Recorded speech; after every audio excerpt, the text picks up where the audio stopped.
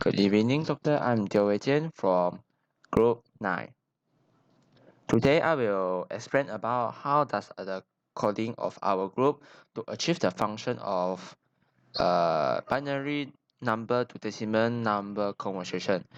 My teammate will demo the program, so I will just explain this function in the coding how does the and the theory what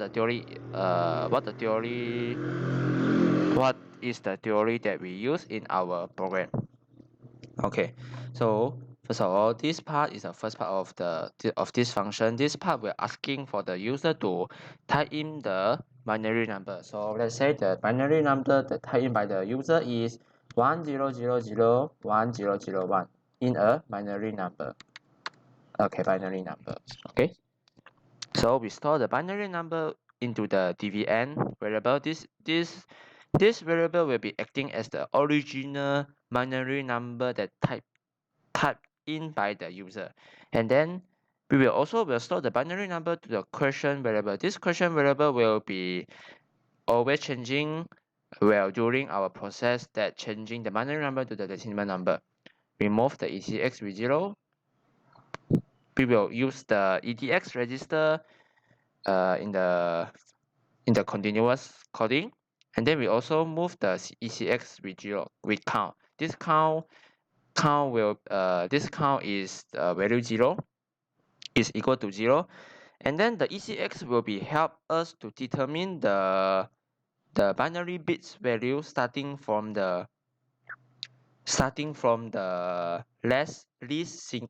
least significant bits, which is, since this is 0, I will explain it again in the continuous coding. So first, as you can see, divisor is I set the divisor as 10. I directly divide by divisor. The EX will be directly divided by the divisor, which is the 10. This binary number, this binary number will be divided by 10. Okay, so if this binary number, although we see it as a binary number, but for now, just for now, the program will read this 1000 and 1001 as a decimal number. So how do we consider it as a binary number? Okay, I will explain about this. Then, since this is a decimal number, if we divide by 10, it will become like 1000, and then the remainder will be 1. This is the remainder. Okay, I put out a bit. This one will be the remainder. As you can see, we move the remainder EDX to the remainder variable, and then we also move again the EAX, the value of now EAX, to the question, which is the 100 into the question. Okay, now we can get the least significant bits is, so we can now, what is the value of the least significant bits? Is it 1 or 0? So now, as you can see, now is 1. Okay. So to continue this, so we will compare the count is 0 or not. We set the variable of count initially as a 0. So compare 0 to 0, it is equal. So it will jump to the L1-3 label. So we move the multiplier with 1. This is because, as we can know, the least significant bits value will be 2 power 0, which is equal to 1. So we set the multiplier with 1. Okay, so we set the multiplier with 1. Then we jump into the label L1-5. Now this part of code, it will calculating the value of the remainder. What's the value of the remainder in decimal number? So now we say, as we can see, here is 1, the remainder is 1. It will times with the multiplier, which is 1 times 1, and then we got 1, and then we will adding it to the total variable. So we can next we add on the count 1. Okay, I will also later explain about why we need to adding up the count variable with 1. Now we move back the question variable, which is the 1001010000100 to the EAX. So now this statement will compare the EAX is finished or not. Since that is still have variable, so we will jump back to the label 1-2. Okay. Now since our question variable will be 1000 and 100, and then we divide by tens again, so it will become like this. Okay, it will become like this. So we can get the bits value at the most right side. Okay, then since this is 0, it will looping again, and then I can just it will looping again, loop. It will loop become like this. I make it loop until to the here one. Okay. Again, as we can, when the program come back to this one, although the now I will explain the function of the count variable is, although this function, when the count is become like 1, which is at here, the iteration at here, the count is already become 1. But I think we can move until the bits value, to the bits value that have 1. I can explain it more clear. So it will loop until here. Originally here we'll got the here the count variable will be 0, 0, 1, 2, 3. So now we have the 3. Now we will have the variable of count as 3. Okay. Now since the count variable have a 3 value, compared to 0, it must be higher than 0. So the program will jump to L1-4. So here. Okay. So this is here will be the reason of the why we need to adding out the count. If we directly see this binary label, we can know that the first one here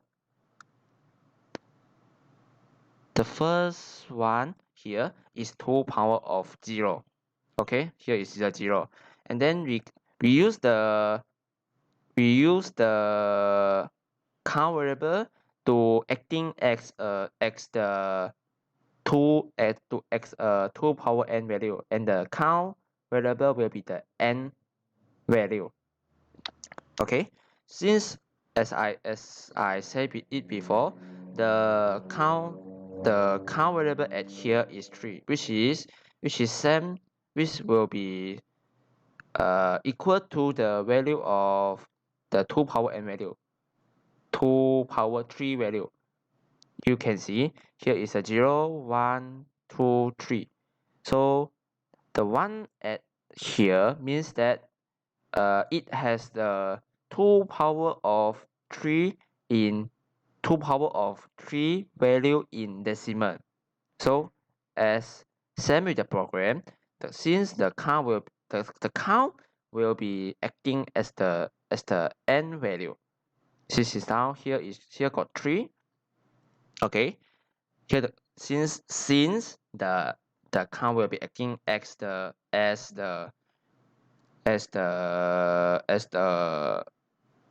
n variable in the 2 power of n, as you can see here. And then we also have moved the count value to the ECX before that. Okay, so it will loop again this coding. since this is 3, it will loop again with 3 times, which is first we have set this multiplier with 1, so it will times 2 with 3 times. So we will get the value of x in decimal, and then we move the multiplier. So we can set again the after we get the x after we get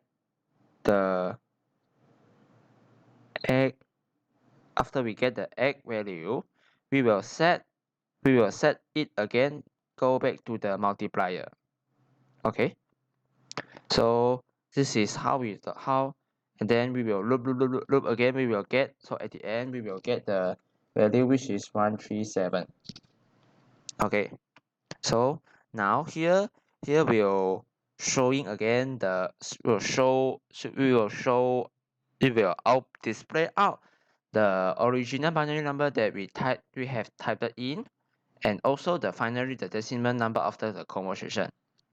Okay, that's all from and then at the end we need to set back the total with 0, and also the count set back to the value of 0, so that we can use it next time, and the program will not calculate out with will not display out with a wrong answer. So that's all for me. Thank you. Assalamualaikum warahmatullahi wabarakatuh. My name is Yusri, and I will explain the coding about conversion from decimal to binary. So when we run the code, first we will enter the number decimal that we want to convert, which is less than 256, or less than within 8 bits only. So for example, I enter 123. So 123 from the input will be stored in the EAX first. So the value of the EAX will be stored to the two variables, which is denum and num. So for the ECX, we set the ECX with 8 because we want to make loop 8 times later. So we move to the L22. So for the L22, we set the 1 to the EAX and we minus 1 to the CL because we want to move the 1 from the value of 1 from the EAX 7 times, because now our CL is 7 times to the left, which will become 10000000, which is equivalent to the 18H.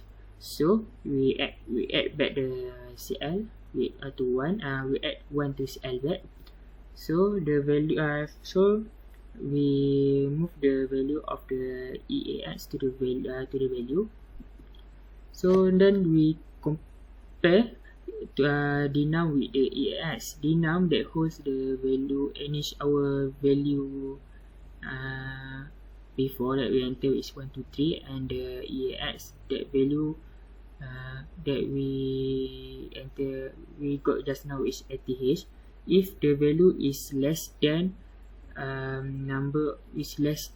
the denum, so we go to the L24. If it is greater than denum, it will go to the L23.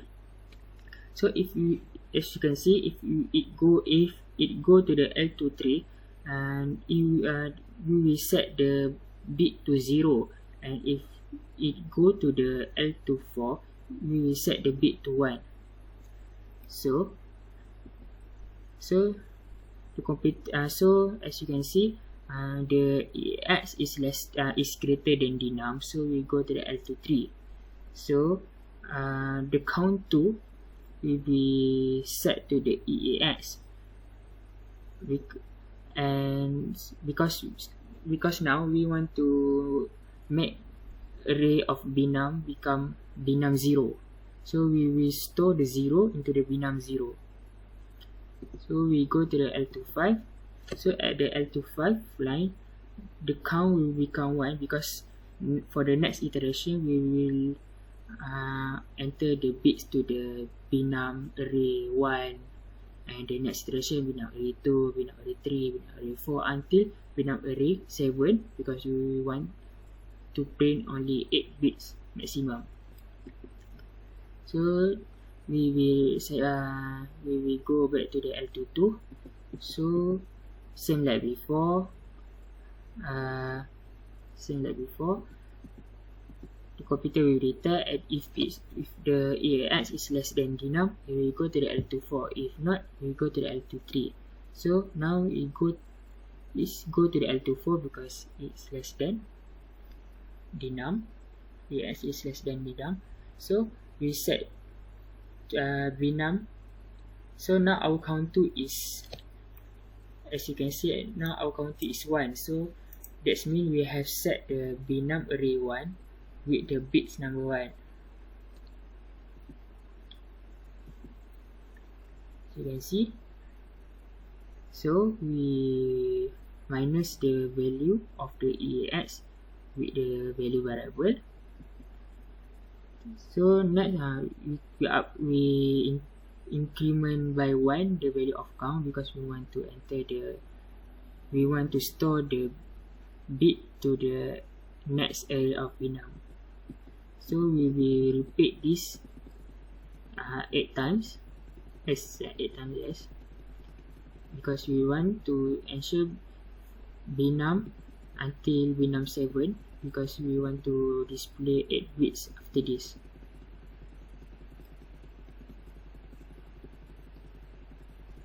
So as you can see, we have already finished the loop for storing the value number of bit to the binum. So we can see we set back the 0 to the count 2, and then we display the string, which is binary of, and right decimal is refer to the value that we have, the value input that we entered just before. So at the L26 loops, we will undergo a L26 loop 6 times. This is because we want to recall the value that we store in the binum from the binum 0 until binum 7 to the interface. So as you can see now, binum is, if we set to the 0, so binum 0 will be moved to the AL, and we will call the right decimal, and you can see it is 0 that we stored before. So we see when we run 6 loop, the number of bits binary is start to increasing. Like just now it's 0, it's 1 only, right? So now we have 4. So we do until complete the loops to get completely 8 number of bits. So as you can see, the number of bits that we got is this, and it is 8 number of bits. And if you calculate by calculator, you will get the correct answer, which is 123 in decimal. So after we have complete this binary decimal to binary conversion, we will jump back to the menu, and we will be given the option either to choose we want to enter the conversion decimal to binary like before, or we want to exit, or we want to enter the conversion of the binary to decimal. So that's from me. Thank you. Now we are going to try to run the program to demonstrate how the program works. So first of all, we rebuild the solution.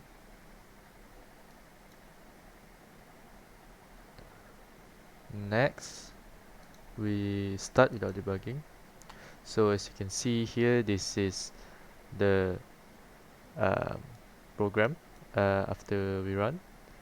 So it asks for our input, and let's say we choose the first one, the conversion from binary to decimal. So we have to input an 8-bit binary digit. So let's input.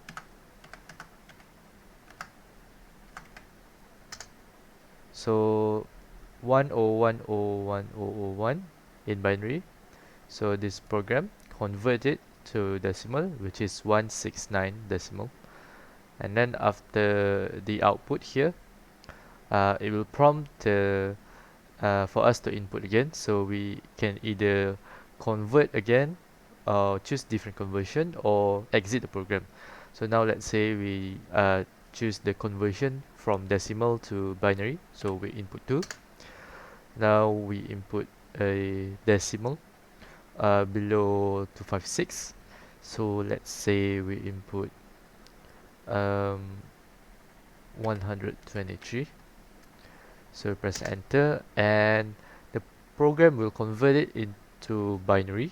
So the binary of 123 decimal is 011111011 binary. We can convert again, or we can exit. So after choosing the both conversion, we can exit the program by pressing 3.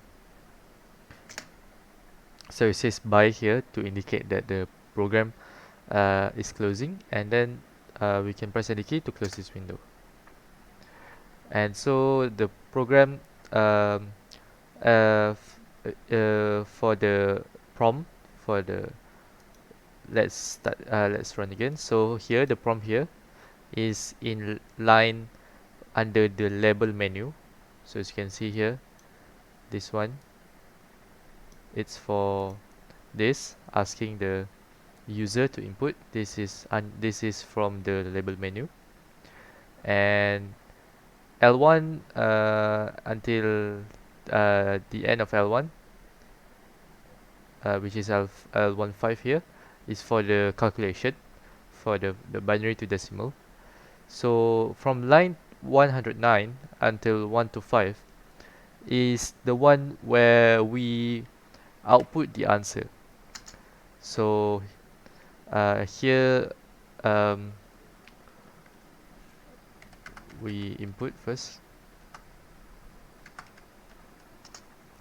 So the output here is from this block of code, and then it will go back to menu to ask us to input again for our prompt.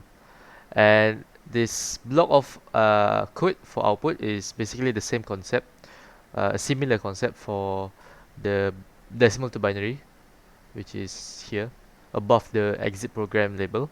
So L3 is for the exit program. So when we press 3 for our program, it will exit, and it exit the program. That's all from me, Dzakirin. Thank you.